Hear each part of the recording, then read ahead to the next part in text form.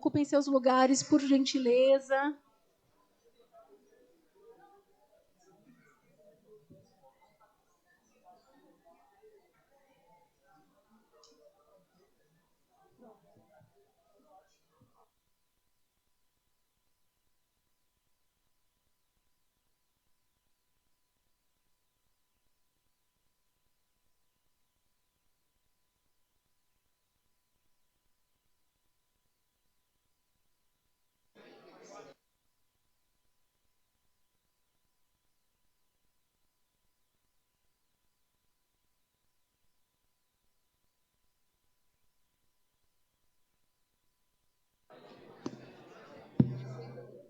Oi, som. Pessoal, vamos nos acomodar para que nós demos prosseguimento para a conferência.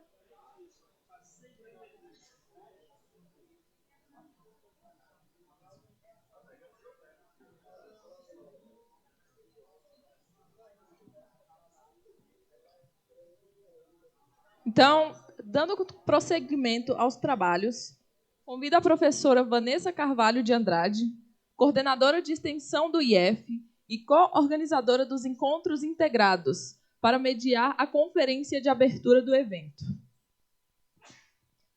A professora Vanessa Carvalho de Andrade é bacharel em Física pela Universidade de São Paulo e doutora em Física pelo Instituto de Física Teórica Unesp, tendo realizado estágio de pós-doutoramento no Observatório de Paris e no Instituto de Física Teórica Unesp.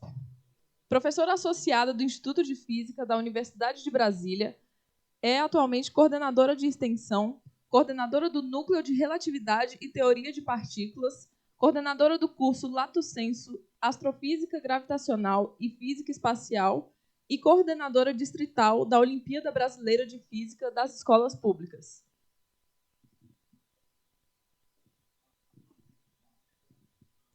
É com prazer que nós anunciamos, então, a conferência de abertura com a professora Olgamira Amância, nossa decana de extensão.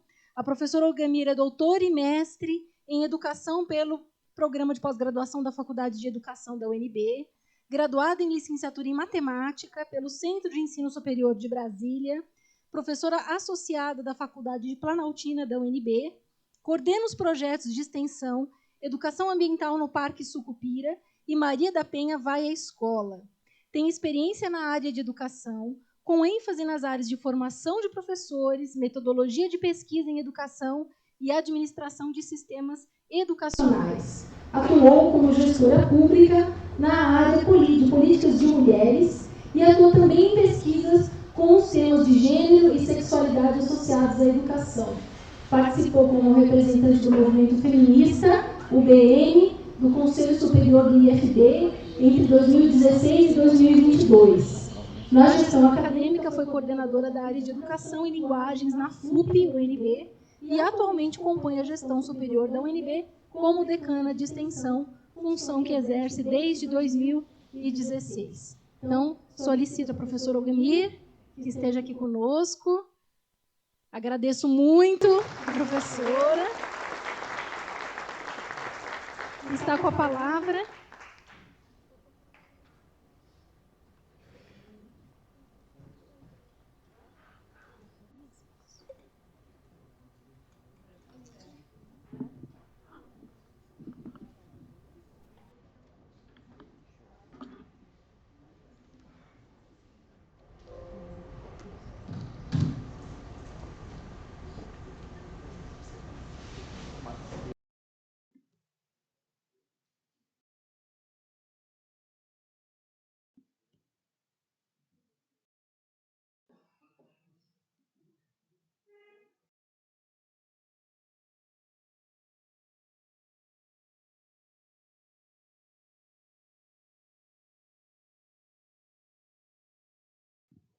Pessoal, nossa, tá alto. Então, vamos conversar um pouco agora, né? Já fiz a saudação de manhã, então agora é o horário para a gente bater um papo um pouco mais concentrado no tema, que é a questão dos 100 anos do Darcy, mas eu não posso deixar, né, de registrar e agradecer ao professor Marcelo, a todos os colegas do Instituto Federal, do Instituto de Física, porque falou que eu sou do conselho do IF, aí eu fiquei com o IFB na cabeça. Do Instituto de Física, as entidades e organizações envolvidas na construção desse evento, um evento que, como eu já disse de manhã, que congrega, o fato de congregar estudantes da pós-graduação, congregar também professores de educação básica, pesquisadores nacionais e internacionais, os diferentes sujeitos, ele se revela como algo extremamente importante, que tem tudo a ver com o tema desse diálogo que nós iremos fazer. Eu diria que são mesmo esses encontros que vocês estarão realizando nesses próximos dias fundamentais para a compreensão da realidade, né? Para que a gente vá desvelando, tirando os elementos que vão tornando opaca a realidade, fazendo parecer que é tudo amorfo, e a gente pode ir descortinando para tentar aprender as contradições, né, a partir desses diálogos que serão estabelecidos. Pois bem, o professor Marcelo, ele me fez um desafio, que foi fazer essa conversa sobre os 100 anos do Darcy Ribeiro, uma conversa que acontece no momento do centenário, né? Porque seria agora em outubro, foi, né, outubro passado, o Darcy completaria 100 anos de existência, e nos marcos dos 60 anos da Universidade de Brasília. Então, não é uma tarefa simples, e não seria, de toda forma, uma tarefa simples, ela se torna ainda mais complexa pelo fato de que eu não sou uma pesquisadora, eu não sou uma estudiosa do pensamento do Darcy Ribeiro. Penso que é importante demarcar esse campo para que a gente possa conversar com mais tranquilidade. Minha relação com as elaborações do Darcy, elas se iniciam muito primeiro porque eu fiz, como dito no meu currículo, a minha pós-graduação, mestrado, doutorado, tudo aqui nessa universidade de Darcy, é aqui que eu sou professora, e isso, de uma forma ou de outra, mais aligerado ou menos aligerado, isso nos coloca em diálogo com o pensamento do seu fundador. Mas eu diria que essa nossa conversa, essa aproximação, ela vai se aprofundar a partir da minha condição de decana de extensão da universidade, há 6 anos atrás, exatamente porque há uma relação, e é isso que eu vou buscar aqui tentar construir, há uma relação muito forte entre a forma como o Darcy concebe o mundo, concebe a universidade e aquilo que nós fazemos na extensão universitária. E, por isso, ele tem se tornado, ao longo dessa nossa caminhada, numa base de sustentação da política de extensão que nós desenvolvemos aqui e que compartilhamos com o Brasil por meio do Fórum de Pró-Reitores de Extensão. Certamente, ele não é a nossa única base, porque tem Paulo Freire, tem outros sujeitos, mas o Darcy, ele assume uma certa centralidade, vamos dizer assim, na política que nós passamos a desenvolver.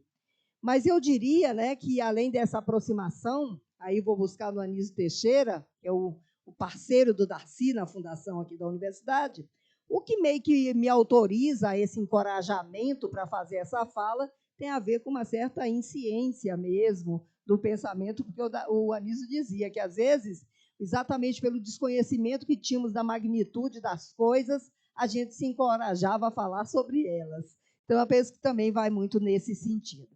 Pois bem, tecer relações entre o pensamento de Darcy e a universidade, que é o esforço que eu irei fazer, é pensar a instituição universitária como estratégica para a emancipação social. Essa é a primeira questão.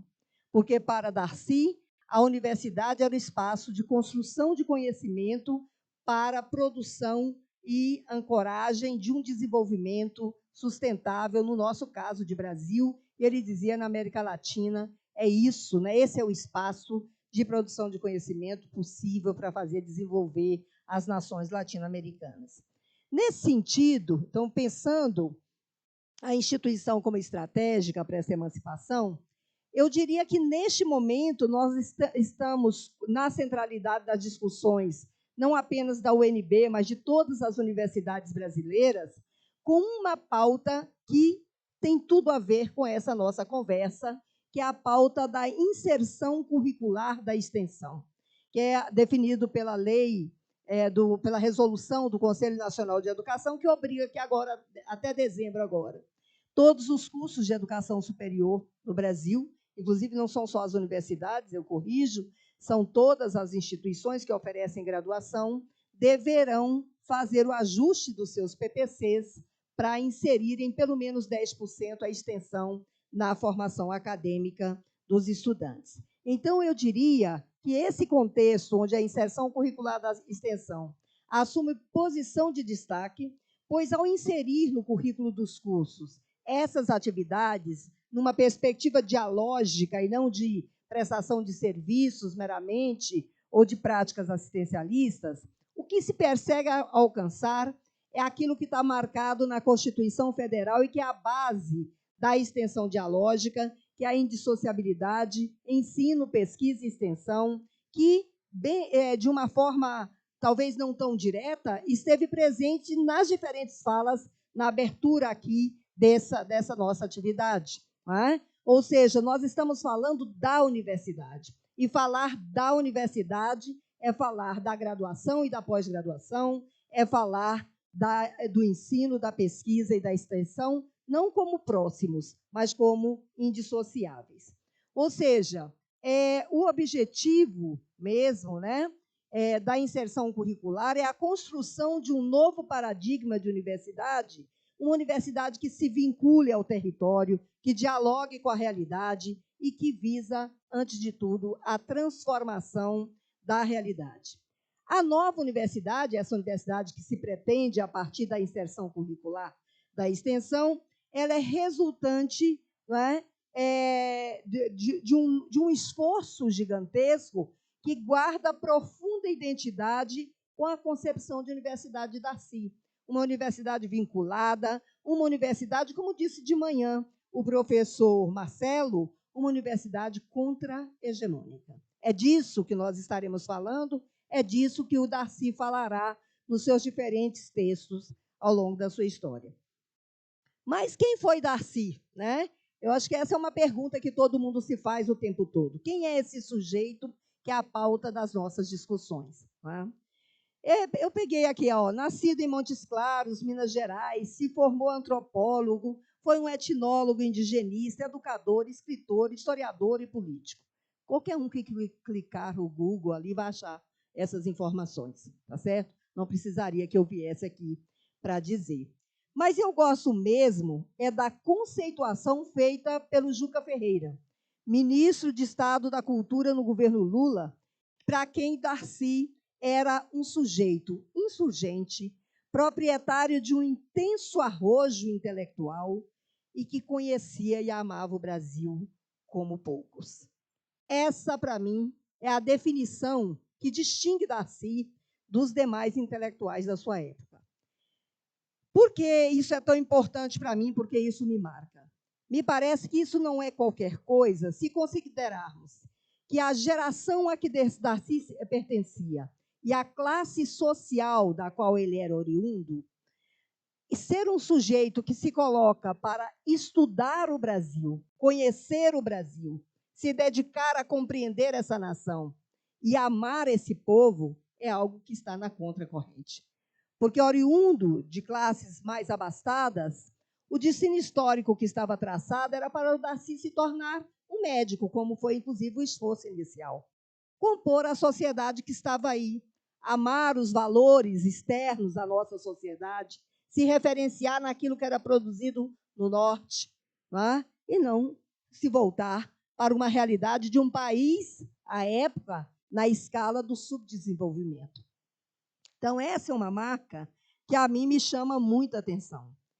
E eu diria que, confirmando essa percepção do Juca Ferreira, o próprio Darcy irá afirmar que de toda essa fala dele, de todas as coisas desse mundo tão variado, a única que me exalta, me afeta, me mobiliza é o gênero humano.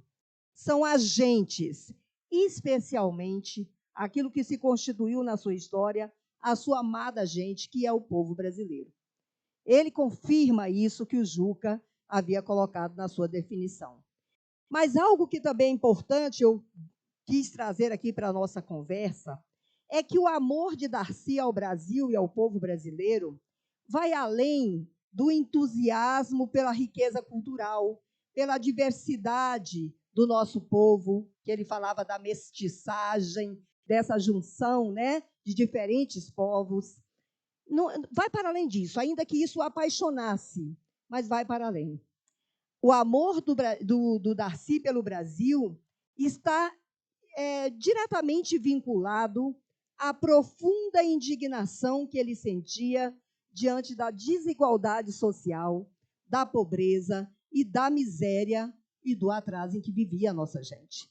O amor dele estava muito vinculado à fala de manhã, novamente, né? Que ele era uma pessoa que no mundo a gente estava condenado a resignar-se ou indignar-se.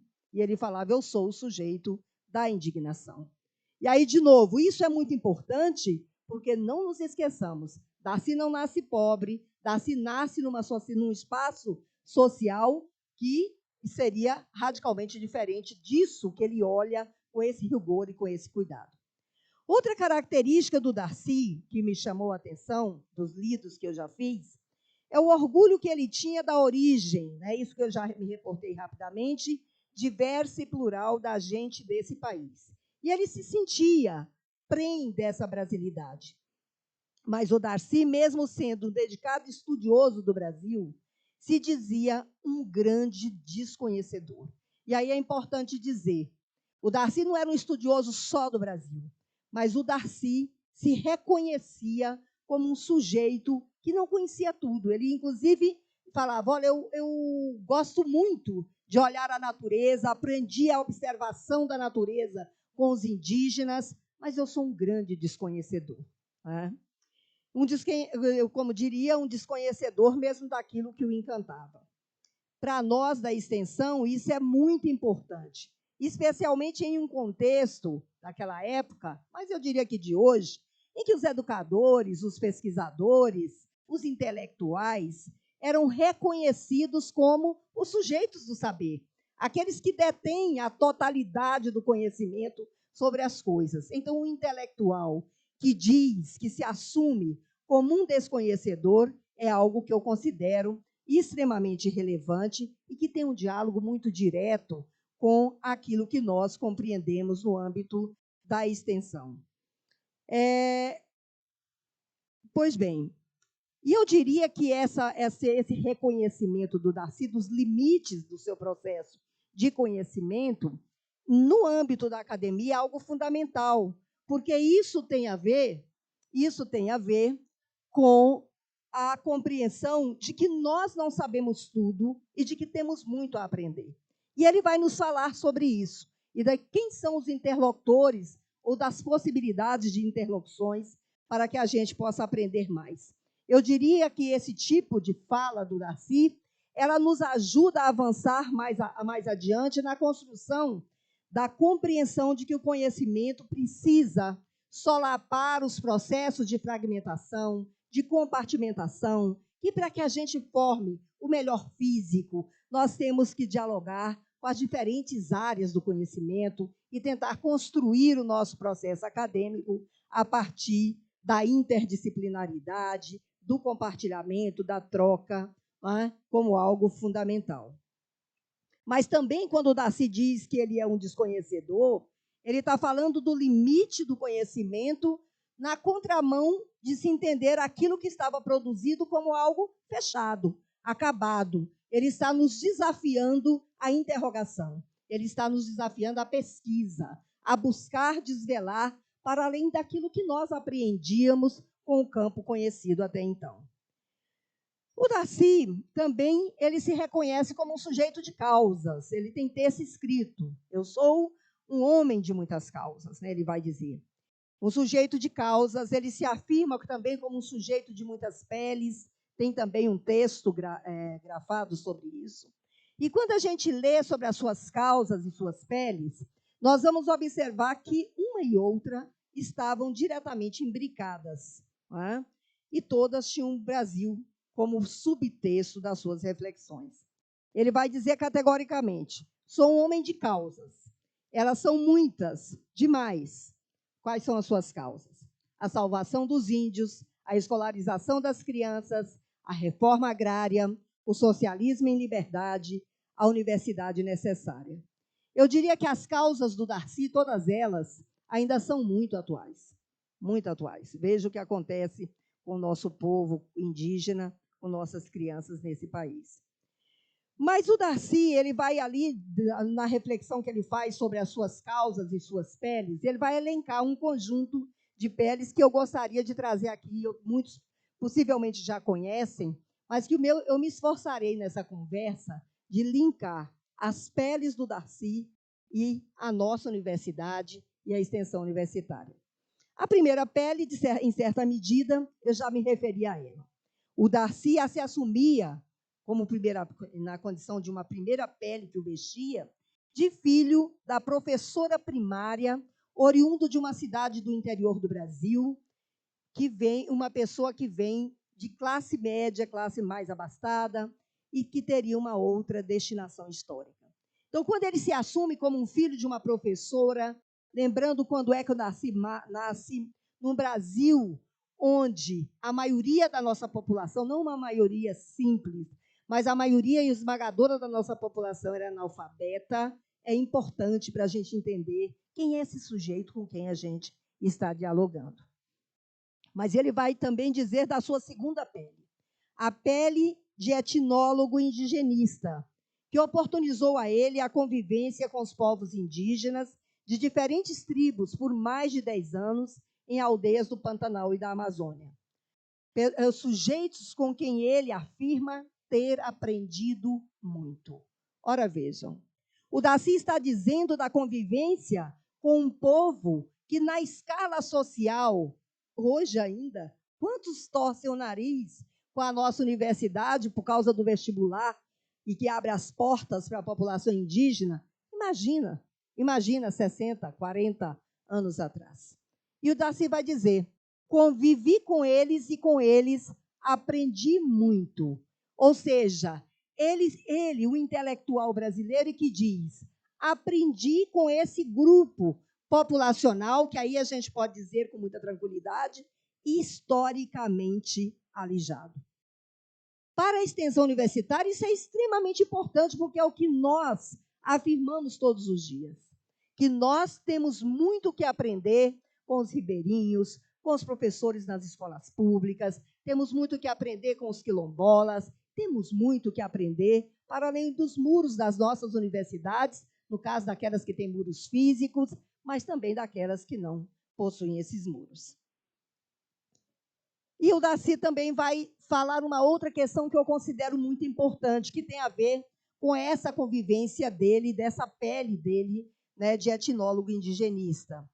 Porque ele vai dizer do quanto ele aprende acerca da percepção dos indígenas, né, dos índios, como ele fala, sobre o que eles faziam. Ele vai dizer que os índios, eles tinham uma sede, não é bem sede o que ele usa, mas ele diz que os índios buscavam em tudo que faziam a beleza.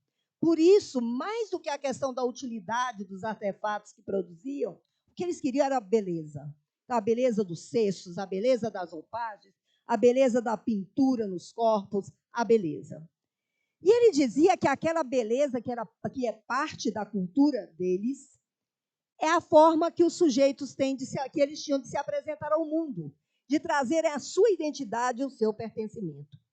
Por isso a gente diz hoje, inspirados no pensamento de Darcy, que a universidade que tem aberto as suas portas para a entrada dos grupos historicamente alijados, ela precisa também abrir o seu currículo para a entrada das fomes de beleza e as outras fomes que a nossa gente possui.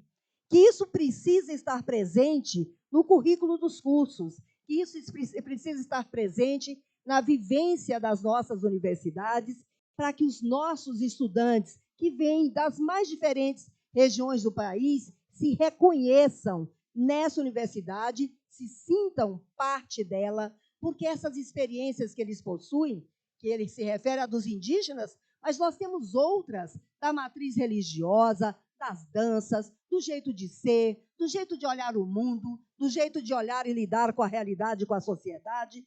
Isso constrói uma diferença que precisa estar presente no curso de física, precisa estar presente no curso de biologia, precisa estar presente na universidade. Não basta abrir a porta da universidade e negar os sujeitos à sua própria identidade. Porque não nos esqueçamos, quando eu vou falar da inserção curricular, especificamente, eu sempre digo, é importante a gente entender a força e o poder do currículo, porque é o currículo que valida, é o currículo que diz que aquilo é importante. Se não está no currículo, não é válido, não é importante. Nós sabemos que não é bem assim, mas na universidade o que valida é o que está no currículo. Pois bem, então isso tem uma dimensão extensionista importante para nós. Uma outra pele do Darcy que ele vai assumir e que é muito forte, que tem tudo a ver com a gente, é a de educador. Darcy, ele foi, de fato, muito presente na luta pela educação pública, né, como direito, pela educação pública como obrigação do Estado e pela universidade. Não à toa ele foi ministro, não à toa ele é o fundador dessa universidade. Ele é o criador, o propositor, o político que agiu para que essa universidade existisse. Tá? Mas o Darcy, quando ele começa, não sei bem se quando começa, mas nos seus embates sobre a universidade, ele se contrapunha muito a outros sujeitos que também pensavam a universidade. Ele não era o único que pensava a universidade. Nós já tínhamos universidade no Brasil e o grande debate que se fazia era sobre a necessidade de modernizar a universidade brasileira. Qual é o diferencial entre Darcy e os outros intelectuais da mesma época que também queriam modernizar a universidade brasileira? É que Darcy dizia, que, grosso modo, que existiam dois grupos de figuras que lutavam pela modernização. Um grupo que queria o que ele intitulou de modernização reflexa, e um outro grupo que queria uma modernização para a autonomia. E aí ele se reconhecia nesse segundo grupo. O grupo da modernização reflexa, segundo Darcy, era aqueles sujeitos que, de fato, entendiam que a universidade brasileira precisaria ser aperfeiçoada, precisaria ser remexida. Mas para quê? Para que ela se aproximasse um pouco mais das suas congêneres europeias, estadunidenses, para que elas fossem capazes de responder às demandas do processo social e econômico vigente. Era para isso que se queria a modernização das nossas universidades. E o Darcy dizia, a modernização que nós precisamos para as universidades brasileiras é numa outra perspectiva. É uma modernização que aponte para a autonomia dessa universidade, que a desobrigue de produzir conhecimento apenas vinculado àquilo que era orientado a partir do norte, que era demandado pelo sistema produtivo, mas que ela se comprometa, que se obrigue a pensar a partir da sua própria realidade. Não à toa ele vai dizer, as universidades precisam problematizar o Brasil. As universidades precisam se debruçar e conhecer esse país. Nós não podemos continuar tendo universidades que apenas replicam aquilo que é concebido, pensado, reforçando a estrutura do sistema capitalista, de que alguns nascem para pensar e a maioria apenas para executar. E, nesse sentido, as universidades brasileiras conclamadas, convocadas para apenas executar. E ele dizia, não, essa universidade, a universidade brasileira, precisa de um outro tipo de modernização. E, por último, a última pele que o Darcy vai se referir é a pele de político. Ele afirma que sempre foi, em toda a sua vida, um cidadão ciente de si, dotado de direitos e investido de deveres. Mas ele vai dizer, sobretudo, o dever de intervir neste mundo para melhorá-lo. Ou seja, Darcy não era um sujeito de olhar a realidade, passar os olhos sobre ela, ele era o sujeito da intervenção, por isso, muito insurgente, muito ousado. Né? E ele dizia mais que a realidade brasileira, a miséria, não permitia ao intelectual não tomar partido. Então, como grande crítico às desigualdades sociais, e aí ele vai dizer a irresponsabilidade das elites brasileiras, ele se desafiou a fazer a política, a ser político naquela acepção do que nós conhecemos na realidade que vivemos. Pois bem, a partir das caracterizações das chamadas peles, é possível identificar a concepção de Darcy sobre educação, sobre conhecimento, sobre universidade e, eu diria, sobre sociedade. Para ele, como eu já disse, em países como o Brasil, a produção do conhecimento é tarefa das universidades.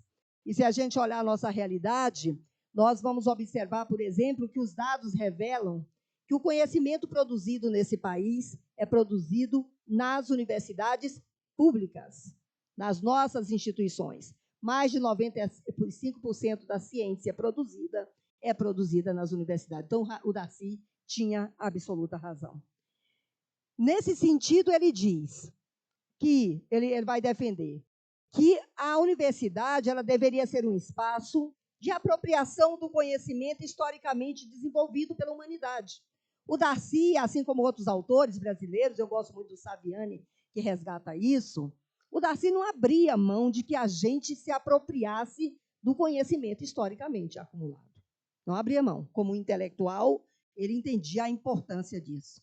Mas ele insistia, né, em se referir o tempo todo que a universidade deveria, sim, se reportar a aprendizagens importantes, reconstrutoras dos sujeitos, decorrentes da convivialidade com outros grupos sociais, como eu já me referi anteriormente, e aí ele vai fazer um foco maior nos indígenas, ainda que o Darcy não se restrinja a esse diálogo com os indígenas. Num dos seus livros, que fala da sua vida, né, eu me esqueci o título agora, tem até o cartaz ali fora, tempos que eu vivi, alguma coisa assim, ele vai contar da sua história, desde sempre, desde pequeno, até das suas iniciações nos relacionamentos amorosos e tal, aquilo que era próprio da cultura daquela época. Mas ele vai contar algo que eu acho que é muito importante, porque o Dilgo Ristoff também tem um texto muito interessante sobre estar na universidade, e que tem a ver com isso que o Darcy conta ali para nós. Ele conta, né, que ele, ao chegar à universidade, ele vai para a universidade para o curso de medicina, como era próprio da sua estrutura social. Né, e era o sonho dele e até da sua mãe. E quando ele chega ao curso de medicina, ele se apaixona por muitas coisas da área das ciências médicas, mas ele detesta outras, e no curso, inclusive, ele vai se deparar com a minha área, com a matemática, não vai gostar, possivelmente não gostaria da física, talvez, não sei. Né? Mas ele começa a caminhar pela universidade e ele descobre algo que ele vai dizer, isso me encantou. Ele descobre que na universidade ele pode caminhar por diferentes cursos. E aí o Darcy, que era um sujeito que fazia medicina, começa a ir assistir aulas no direito, assistir aula na filosofia, como nós podemos nas nossas universidades. E nessa caminhada pelos diferentes cursos pelos quais ele passou e na interlocução com os colegas das diferentes áreas, o Darcy vai caminhar de tal sorte que acabará na antropologia. Mas ele vai ficar tão contaminado e vai compreender tão bem a importância desse diálogo com outras áreas do conhecimento, com outros sujeitos, para a sua qualificação, que não é à toa que no livro Universidade Necessária, ele vai fazer toda uma referência à importância, que o grande sonho que ele queria ver nessa universidade que nós estamos era o diálogo interfecundante entre os alunos da física, ele começa com a física, entre os alunos da física e da antropologia, os alunos da música, né, e da biologia, assim sucessivamente. Ele dizia que esse diálogo era interfecundante. Né? Mas, assim como tudo que fazia, né, acerca da produção de conhecimento, ele dizia que deveria se dar, acima de tudo, como resposta às demandas sociais, às demandas do povo brasileiro, e não às necessidades que ele dizia, necessidades alheias, às quais nos referíamos aqui. Pois bem, o Darcy vai dizer, sabe por que essa universidade a universidade que existe no Brasil, ela está tão afastada dos interesses da nossa gente? Porque nós somos um povo que tem uma elite, e aí ele não se refere a uma, mas ele fala nas elites, no plural, né?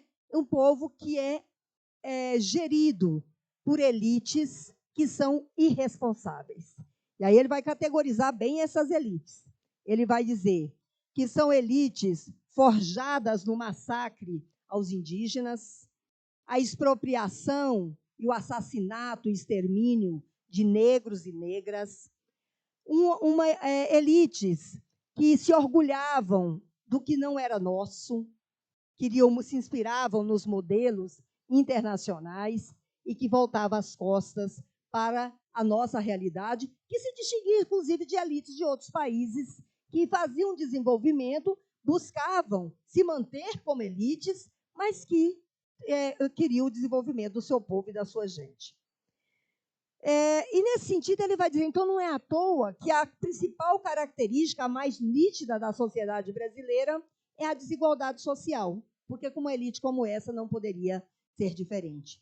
Uma desigualdade que se expressa no alto grau de irresponsabilidade social das elites e na distância que separa os ricos dos pobres, com imensa barreira de indiferença dos poderosos e do pavor dos oprimidos.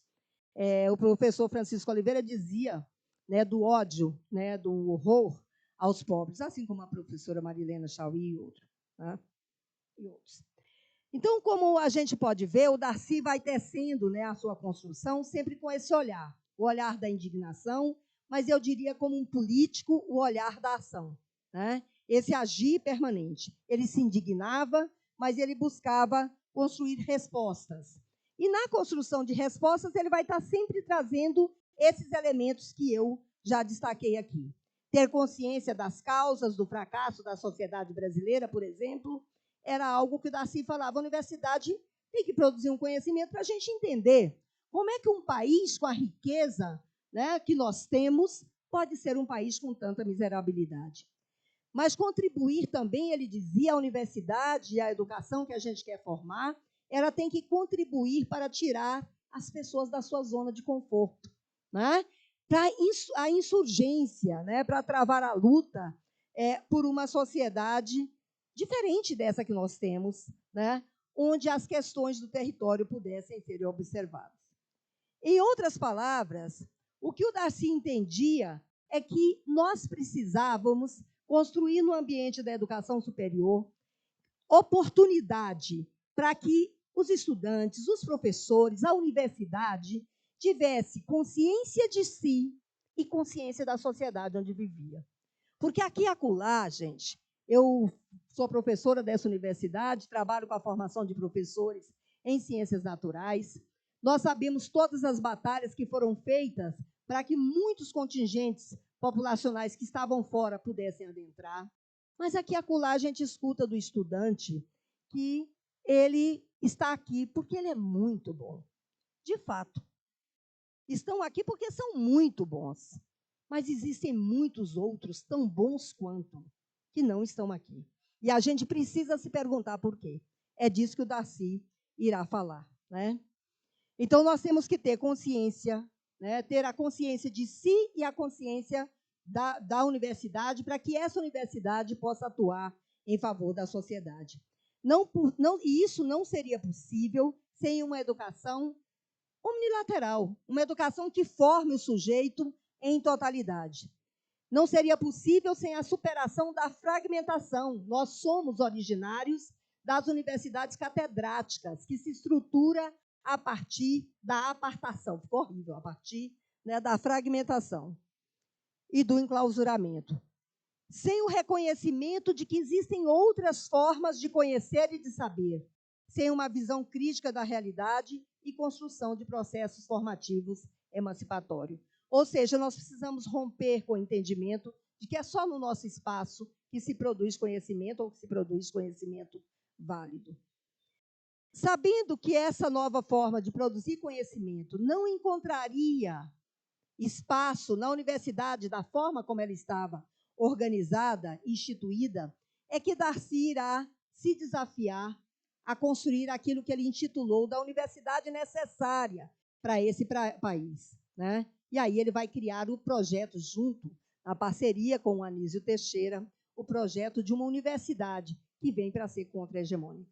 Então, nós estamos hoje aqui numa universidade que não foi pensada para ser igual àquelas que existiam desde o início do século XX. Ela foi criada em 1962, desafiada a problematizar o Brasil.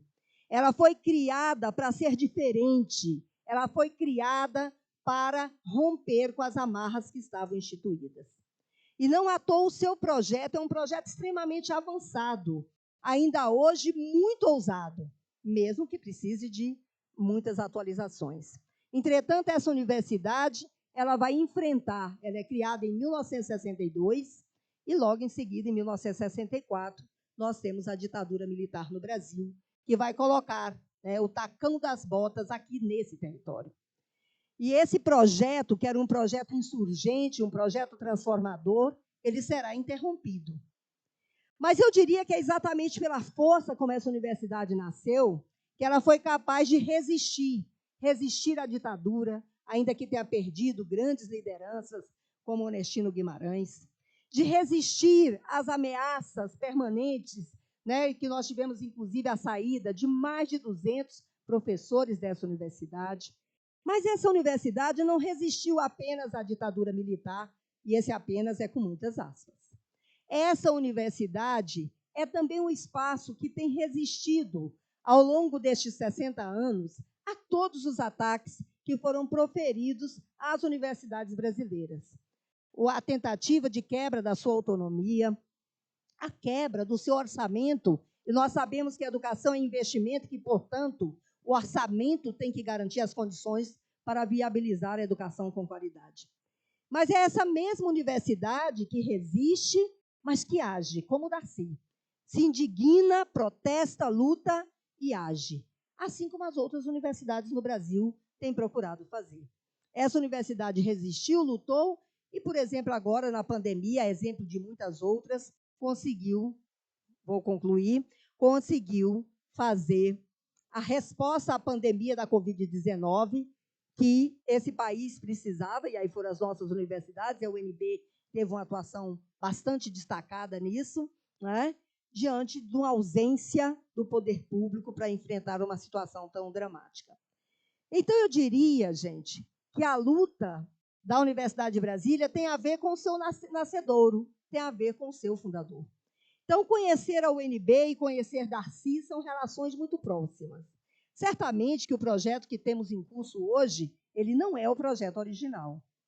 Nós temos nos mantido muito firmes na busca de resgatar, com a atualização necessária, porque estamos falando de épocas históricas distintas, esse projeto, porque sabemos o sentido transformador proposto por Darcy Ribeiro.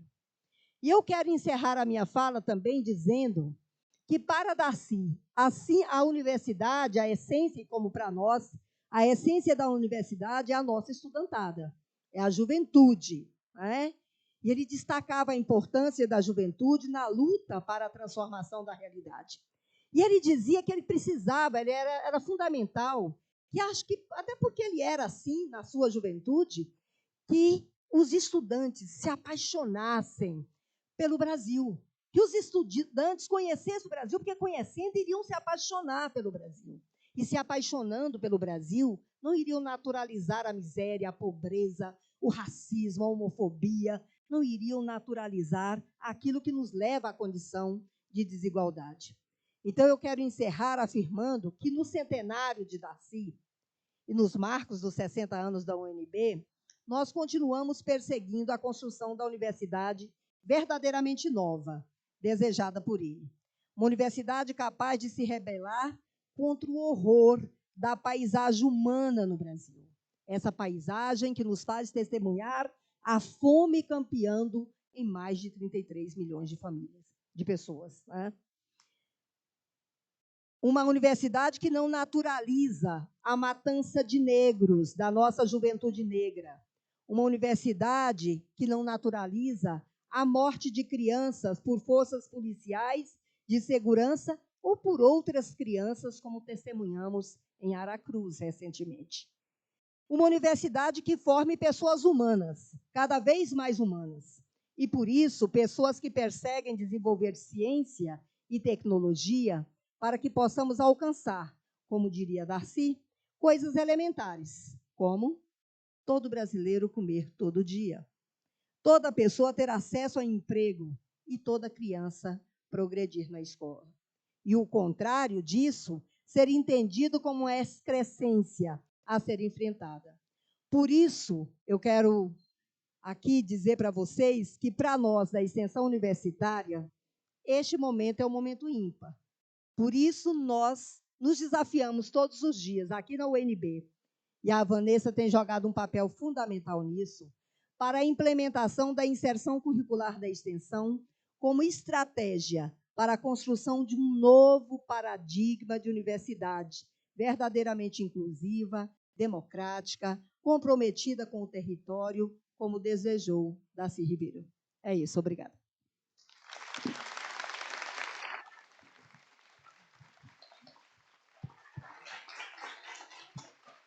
Obrigada, professora Olgamir. Excelentes palavras. Gostaria de abrir ao público para perguntas, comentários, que contribuem para a nossa discussão da nossa temática. Por favor. Eu vou pedir para que venha aqui, se pudesse. Ou então eu levo o microfone. Vamos fazer assim, vamos fazer uma troca de microfone, professora? É mais fácil.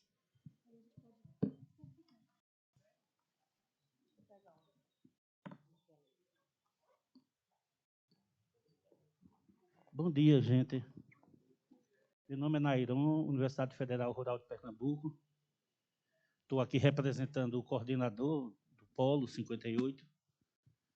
E eu queria dizer, professora, que em meio a tantas contundências, né, assim, fortes, uma fundamentação não só histórica, mas epistemológica, né, nos leva a refletir sobre a importância de resgatar uma coisa fundamental. A senhora falou de muitas coisas que foram perdidas, né? Com a ditadura, né? Eu citaria também o massacre da teologia da libertação, né? Eu lembro bem quando Dom Helder faleceu, Dom José Cardoso Sobrinho foi ser o bispo do Recife, Olinda, e ele fechou os seminários de inclinação crítica, né? Seminários que tinham formação na teologia da libertação. E, assim, isso nos leva a refletir sobre uma coisa que é fundamental, né? A senhora falou da extensão, que a extensão não deve ser assistencialista, né? Uma tese fundamental que Freire levanta no livro Os Cristãos e a Libertação dos Oprimidos é que, eu vou falá-la na negativa, é impossível mudar o coração das pessoas deixando intactas e intocáveis as estruturas sociais. Se nós somos seres dialéticos, nos humanizamos na relação dialética com o outro, né, com o mundo. A senhora citou Dermeval Saviano, né? Dermeval fala que Freire não é marxista, porque Freire, o conceito central de Freire é o conceito de consciência. E o conceito de consciência de Freire ele é fenomenológico, né? Ele vai buscar no diálogo entre Husserl, pai da fenomenologia, e Sartre, né? Esse é o centro do livro da Pedagogia do Oprimido, está lá no centro do livro. Eu considero a parte principal. Não há eu sem o não eu, e o eu se constitui na constituição do não eu constituído, né? E aí ele vai desenvolver todo um discurso mostrando que qual é o direito mais fundamental. Aí Freire responde, o direito de ser humano. Ora, em Freire, evocando a fenomenologia, ser humano já é uma redundância, não sei se a senhora concorda, não é? Porque só o humano é. E daí o efetivo e necessário gerúndio que atravessa o livro A Pedagogia do Oprimido, estar sendo. O gerúndio não é uma coisa muito própria da nossa língua, né? Muito comum, né? É na língua inglesa, mas não é na nossa, né? Então, porque só se é sendo. É um processo. Então, a história do Brasil é marcada pela negação, pela arrumação, sempre no sentido de negar o direito mais fundamental, que é o direito de ser. Nós só somos no outro. Então, todo processo que não é dialético, não é dialógico, como a professora colocou, ele é negador na sua essência, na sua base do direito de ser. né? Porque só nós somos. Né? Estamos e somos. Né? Esse ser, lá em Vygotsky, é o segundo nascimento, o nascimento ontológico. Né? Vygotsky vai valorizar o nascimento ontológico, tem especialistas aqui em Vygotsky, eu sei, né? Mas, assim, Vygotsky diz que a gente nasce estando no mundo, ao sair da barriga da mãe. Depois nós experimentamos um segundo nascimento, que é o nascimento ontológico. Daí a marca desse nascimento, que a nossa marca é a intenção. Então, a educação ela tem que valorizar a intencionalidade, a autonomia, como o Freire fala. Né? Darcy Ribeiro, Freire, Peter McLaren, nos Estados Unidos, Henri Giraud, na França, todos eles têm uma mesma origem. A opção de lutar pela igualdade social, pela justiça, né? Pela busca de possibilidades. A Universidade Brasileira nasce como redentora né? Uma possibilidade de autonomia para o pobre. Né? Enfim, tem todo um processo que precisa ser, como a professora fez hoje, de forma brilhante, valorizado. Né? Eu lembro de muitas coisas fragmentadas, né? O Dermel Saviani fala da compartimentalização, né? Critica a compartimentalização em direção ao ensino integrador, né? Do ser no mundo. Né? É o conceito de consciência das pedagogias que nascem do diálogo com o humanismo cristão. Né? E Darcy Ribeiro também tem essa dimensão humanística cristã. Né? E aí eu queria chegar no ponto central, professora. Esse é o grande desafio que está lá nos cristãos da libertação dos oprimidos. Precisamos olhar a escola não com esse amor que está impregnado na nossa sociedade, né? Fazer pelo pobre, pelo miserável. Né? Você pega os sites de educação ambiental. A maioria deles tem alguém abraçando a terra, cuidando da terra, sabe? Cuidar da bichinha, da coitadinha, que ela é indefesa. Não, não, não. É esse ponto que é fundamental. Porque o amor transformador é o que estava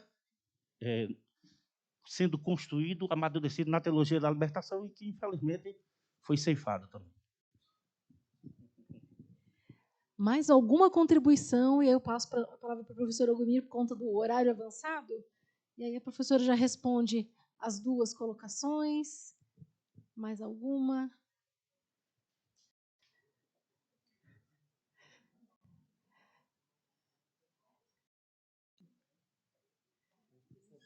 Brevemente. Eu sou o professor Gustavo, do Polo 9 de Mossoró, do Mestrado Nacional Profissional de Ensino de Física. Quero parabenizar a professora pela palestra, muito bom trazer o pensamento de Darcy Ribeiro e nesse ambiente da UNB. Queria só destacar que no golpe de 64, Darcy Ribeiro era o chefe da Casa Civil de João Goulart. Né? Então, o golpe ele tinha um objetivo mesmo de atacar a educação e o sistema e o pensamento de Darcy. Eu queria perguntar uma colocação da senhora, o que fazer para o pensamento de Darcy permear as outras universidades, né, tendo a UNB como centro. Obrigado. Por favor, professora. Então, vamos...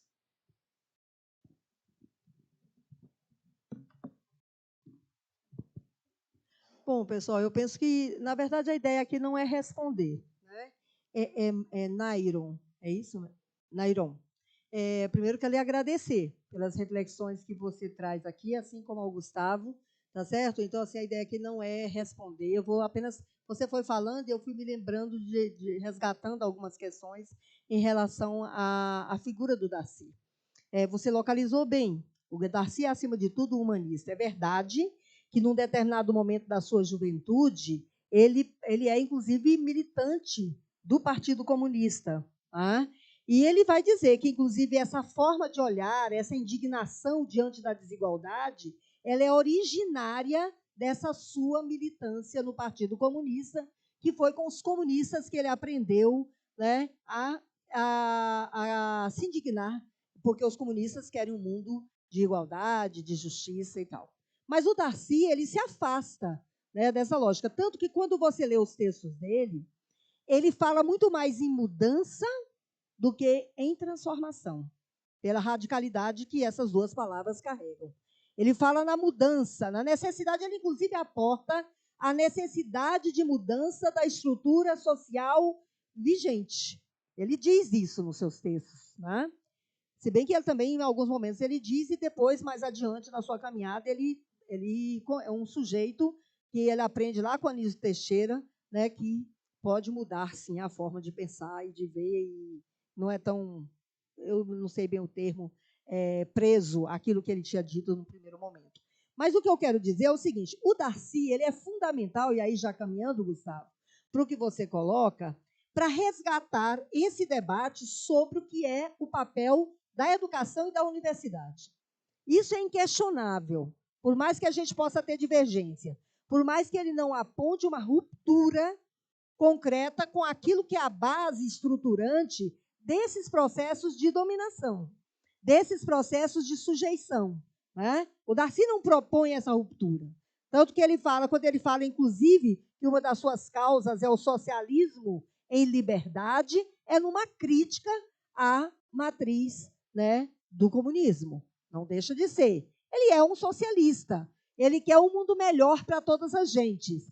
Ele diz que a universidade pode e deve contribuir com isso, desde que a universidade se debruce sobre a realidade. Mas ele, de fato, não traz a carga da transformação da realidade de uma forma mais radical. Tá? Então, acho assim que você trouxe vários elementos. É importante a gente situar esse sujeito, né, no contexto que ele vivia, e que, inclusive, por isso que eu fiz o tempo todo questão de dizer quem é esse sujeito, né? De que classe social esse indivíduo vem, qual era o destino histórico que estava posto para ele. Então, ele tem uma contribuição gigante, porque ele se insurge, ele faz o que a gente poderia dizer, no campo marxista, uma opção de classe, né? Do ponto de vista do sentido do que ele deseja para o conjunto da sociedade. Por outro lado, quando você coloca, Gustavo, a necessidade de que a gente se aproprie disso, eu penso que, de fato, o pensamento de Darcy Ribeiro, ele é uma base importante para as universidades, principalmente para as universidades públicas. Penso que isso precisa ser socializado. Aqui na universidade, nós temos na extensão um programa que é coordenado pelo professor Alexandre Pilate, que chama-se Darcy Ribeiro, Pensamentos e Fazimentos. Ele é um projeto, na verdade não é um programa, ele é um projeto de extensão que tem várias ações. Dentre essas ações tem uma disciplina. Um componente, não é a disciplina naquele modelo tradicional de disciplina, é um componente curricular no formato disciplinar, que tem estudantes como proponentes, que trabalham, atuam, tem 2 professores fazendo a supervisão, o Pilate e o Murilo, e que são abertas as vagas para a universidade, para os alunos da universidade, e vagas para a comunidade externa. E nesses encontros sobre os pensamentos e fazimentos do Darcy, eles são realizados no formato de seminário, são realizados aqui, nesse espaço, no formato de seminários. Inclusive, eu estou me lembrando, sexta-feira eu sou a professora desse seminário, né? Tenho que preparar a minha aula.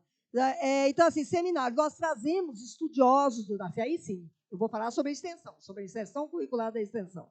Nós trazemos estudiosos do pensamento do Darcy, nós trazemos, né, figuras de diferentes universidades, nós trazemos grupos da área cultural para discutir com os estudantes. Essa é uma oportunidade extremamente rica e importante, e que eu penso que a gente pode estar replicando e construindo de forma mais conjunta com outras universidades. Mas, de toda forma, o que eu acredito é que nós precisamos levar, pela condição que vivemos hoje, nós precisamos levar para dentro das nossas universidades aquilo que é a síntese desse pensamento do Darcy, de que a universidade não pode, num país latino-americano, poderia até ser numa outra realidade social, mas num país latino-americano que é resultante de processos de colonização, expropriadora da cultura, expropriadora dos nossos bens, um país marcado pela escravidão, um país... Não é? Quer dizer, essa lógica, nesse país, quem pode criar, dar condições para uma consciência da realidade e, a partir daí, gerar condições para a transformação dessa realidade é a universidade. Então, entendendo isso, eu penso que nós precisamos organizar as nossas práticas, os nossos processos de formação, sempre tendo isso em mente. A nós não interessa, eu diria, não sou professora da física, mas eu diria o seguinte, a nós não interessa apenas formar o melhor físico, a pessoa que entenda tudo do ponto de vista técnico dos conhecimentos historicamente acumulados na física. A nós interessa formar um sujeito que, além dessa dimensão técnica, que é fundamental, nossas universidades não abrem mão dessa formação técnica, essa é uma qualidade indispensável. Nós exigimos uma outra qualidade agregada, que é a qualidade estética e ética, de ver o sentido dessa formação, de que as pessoas entendam o resultado desse processo de formação e o impacto e os sentidos que essa formação pode ter para além dos muros da universidade. Eu penso que isso está na essência do pensamento do Darcy, e isso precisa estar, independente das nossas concepções de mundo, de sociedade, precisa estar no nosso fazer cotidiano como educadores, como estudantes, para que a gente não ache que a oportunidade, que eu passe a acreditar que abrir as portas da universidade, por si só, já resolve, né, ou garante que os estudantes aqui permaneçam ou que possa promover as transformações. Não nos esqueçamos que são das nossas universidades que saem, e o Darcy também se fala sobre isso, mas outros sujeitos também, que saem as pessoas que vão dirigir esse país, a classe dirigente desse país. E uma classe dirigente que não tem consciência da realidade, apenas domina processos, não resolve, não faz a transformação que nós precisamos. É um pouco nessa linha que eu gostaria de colocar. Obrigada, professora. Que as palavras de Darcy, aqui proferidas pela professora Olgamir, ecoem no nosso evento ao longo dessa semana e nas nossas práticas pedagógicas, científicas, didáticas. Agradeço enormemente em nome da organização do evento. Vou presentear a professora Olgamir. E agradeço pela belíssima fala. Muito obrigada.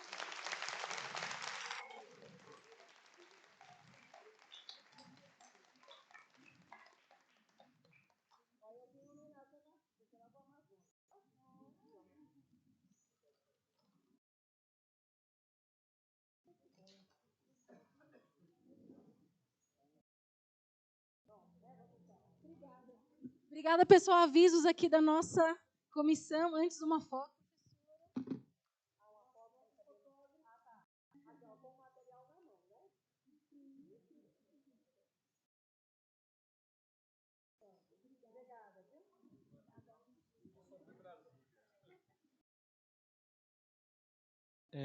Alguns informes, pessoal. Sobre a exposição dos produtos educacionais, eles vão começar amanhã, a partir de amanhã, na terça, né? Devido ao horário.